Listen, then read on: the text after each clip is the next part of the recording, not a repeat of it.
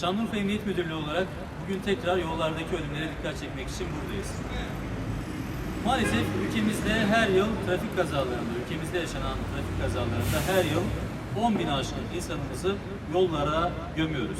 Her yıl 3.333 aile hayatını kaybediyor. Geçtiğimiz yıldan bu yana bir yılı aşkın süredir Şanlıurfa Emniyet Müdürlüğü olarak ilimiz merkezinde başarıyla uygulamakta olduğumuz Trafikte Yaşayalım Yaşatalım projesi kapsamında çok önemli sonuçlar, çok önemli mesafeler kat edildi. Kask kullanım oranı sıfırdan %70'lere, %80'lere çıktı ve halihazırda emniyet kemeri kullanımının yaygınlaşması, dahası toplumun bu konuda kalıcı bir şekilde dönüşmesi konusunda aylardır çalışıyoruz.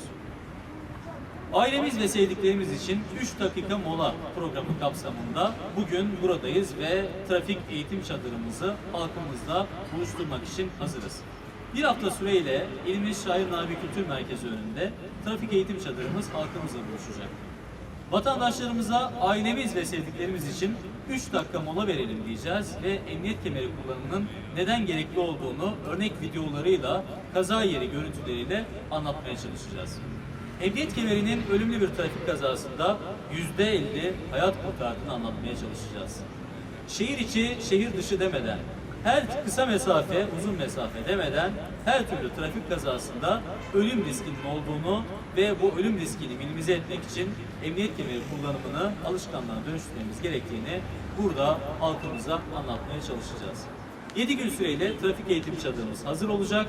Burada emniyet kemeri kullanımı ile ilgili 3 dakikalık kamu spotumuzu seyreden ve emniyet kemeri kullanımı konusunda kendisine ve sevdiklerine söz veren vatandaşlarımıza 2 hafta sonra çekilişini yapacağımız bazı hediye çekiliş kuponları vereceğiz.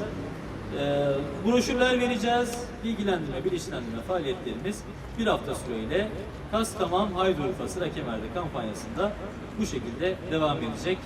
Herkese teşekkürler.